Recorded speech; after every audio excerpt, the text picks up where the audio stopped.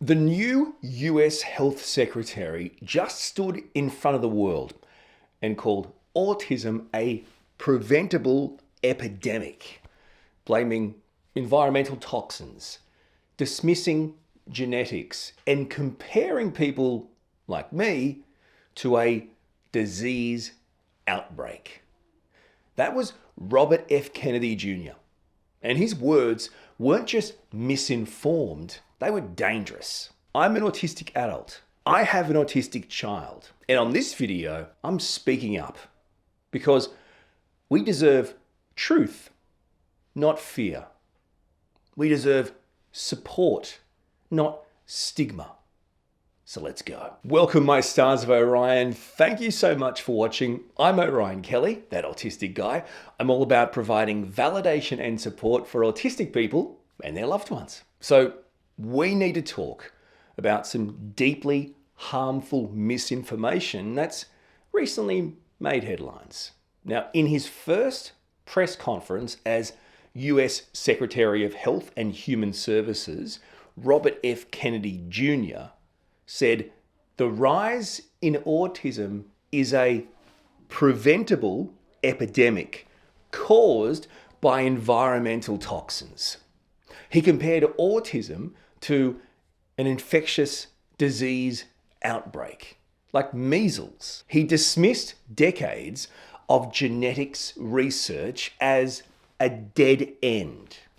And he labeled people who disagree with him as epidemic deniers. This man is calling us deniers. Let's unpack all of that and break down what the science, history, and most importantly, logic actually says. I want to start with, what did RFK Jr. actually say? Okay, so at the press conference, RFK Jr. said, autism has increased by a factor of 4.8. It's a 480% increase. This is a preventable disease. We know it's an environmental exposure. Genes don't cause epidemics. End of quote. He even listed mold, food additives, pesticides, medicines, air, water, and ultrasounds as potential causes of autism. And he questioned the legitimacy of rising prevalence, asking, where are the people my age who are nonverbal, headbanging, toe walking, not toilet trained? Where are they? They don't exist. End quote. Now, from fiction to fact. The CDC data, what did it actually show? Okay, so the CDC just released new autism data through its Autism and Developmental Disabilities Monitoring Network, the ADDM. Here's what it actually says. 1 in 31 children in the US were identified as autistic by age 8. This is in 2022 data.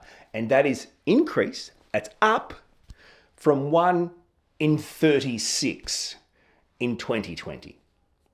Autism remains more prevalent in boys and increasingly identified among children of colour. It's got to be an epidemic then, right? If everyone is getting some sort of health equity.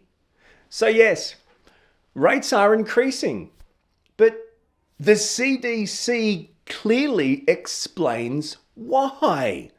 They listed better screening tools, expanded diagnostic criteria, more awareness, and improved access to identification in underserved communities. Oh, no crap. Seriously. Oh, okay. So children of colour are receiving a diagnosis. Must be because it's an epidemic now. We've got to fix that. See, when it's not just white boys getting a diagnosis, there's something wrong here and we have to fix it. None of what I've just told you supports the idea of a mysterious epidemic. None of the actual CDC data supports the entire premise of what was sprouted out of the mouth of RFK Jr. Now, why prevalence has increased, with some evidence. RFK Jr. cited a 1987 study showing just 3.3 cases per 10,000 children and compared that to today's 1 in 31. A 1987 study was used to compare. But here's what he leaves out. Back then, autism was defined much more narrowly. The DSM-3, that's right, the DSM-3 used in the 1980s required language delay and focused only on severe symptoms. But now, in 2025, we have a thing called the DSM-5. Not the DSM-3, the DSM-5.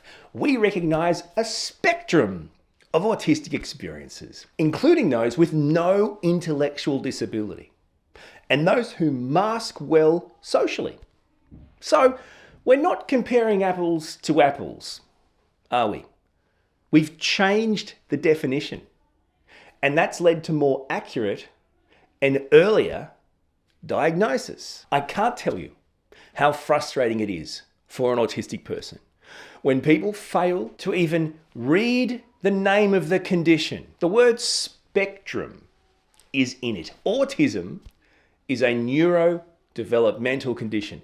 It's a spectrum. What does that mean? It means there is no one presentation. The idea that it's an epidemic because more than one presentation is occurring and therefore the prevalence or the rates are increasing actually goes against, flies in the face of the reality that it is recognized by the medical profession as a spectrum, as a condition of many and various presentations and experiences. Okay, let's debunk this whole vaccine toxin myth. I thought we did this like 20 years ago, but here we are again. Okay, so RFK Jr. revived this long debunked claim that vaccines cause autism, along with vague references to air and water, even ultrasounds. Let's be absolutely clear, crystal clear in fact. Vaccines do not cause autism. This has been tested in dozens of studies and millions of children. The science is not uncertain. The science is settled. Sure, some environmental exposures could potentially play some sort of minor role, and they are being studied. But their effects are small, inconsistent, and not causal. More importantly, speculation isn't science. And fear-mongering about everyday exposures hurts real families, hurts real people, actual human beings who are autistic. How about some real science? Let's talk about the genetics of autism. Real science. So first up, RFK Jr., he said, genes don't cause epidemics. Okay, but autism is genetic. It's highly hereditable. Twin studies consistently show that 70 to 90% of autism risk is genetic. Does that mean environmental factors play no role? No, I guess it means autism likely comes from a complex interplay. Genetics, environment, but not from a single toxin. His statements falsely pits genetics and environment against each other when science says they work together. Oh, and where are the older autistic adults? Right, so RFK Jr. also asked, where are all the adults, the autistic adults my age? Where are they? We're right here, my friends. Many of us are out there. Many of us are here. I think he's looking for that one specific presentation from 1422 or and we've established it's a goddamn spectrum, mate. But in answer to his question, where are all the autistic adults my age? Let me tell you, my friend, we're right here. Many of us were misdiagnosed, institutionalized, called eccentric, or forced to mask and survive in silence. Autism didn't just appear. What changed was the ability and willingness to identify it. Late diagnosed autistic people like me didn't acquire it later in life. We were born autistic. We slipped through the cracks. We went undiagnosed, unnoticed, unsupported for many years. And the whole premise of that is based on a lack of understanding and knowledge of autism itself, basing it on one specific presentation, even though it's a spectrum. And frankly, that's still one of my biggest challenges as an autistic person. This idea people still don't just read the title. Autism spectrum. It's a spectrum. What does that mean? It means it isn't actually one tiny little presentation.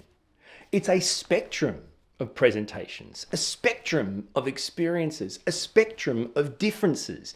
That is logic based in medical and scientific knowledge that has evolved over time, therefore providing more people who have gone undiagnosed to be diagnosed.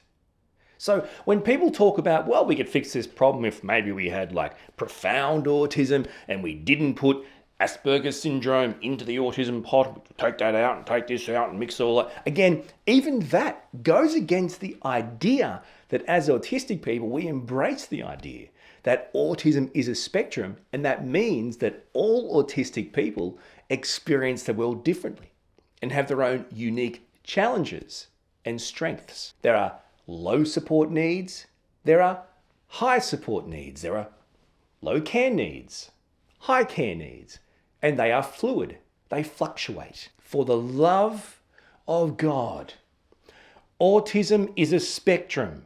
We don't need to start breaking it up again.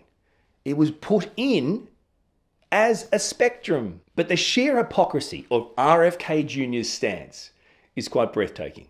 Here's where the hypocrisy really stings. RFK Jr. has a neurological condition himself. Yes, you heard right. He has a neurological condition called spasmodic dysphonia. It's a condition that causes vocal spasms, making speech sound strained or quivery. He's actually talked about it. He talked about being misdiagnosed for years, about feeling ashamed of his voice, about getting Botox injections every few months to help manage it. And, listen to this, he's rightly, in my opinion, asked for compassion, understanding, and medical support for his own neurological difference. And yet, when it comes to autistic people, he calls us a crisis, a preventable disease, something that must be eradicated. You don't get to ask for empathy for your condition while spreading stigma and misinformation about ours. That is not leadership. That's hypocrisy. Let me tell you what we should actually be doing. Number one, let's be clear. Autism isn't a disease. It's not a tragedy. It's not something to fear or cure. Yes, it's a neurodevelopmental condition. It's a spectrum. There are people with profound high care and support needs and people with lower care and support needs. But we all have daily support needs. What autistic people actually need is support, not speculation. Understanding, not blame. Evidence-based services. And inclusion, especially in research and policy. Can we please move away from conspiracy theories? Let's move toward meaningful, autistic-led change. I'd love to hear your thoughts, stories, comments, so please drop a comment and let's keep this conversation going. And if you're exploring autism as an adult, you may wish to check out my Autism Diagnosis for Adults playlist. It's jam-packed full of honest, supportive videos to help you understand yourself and your journey.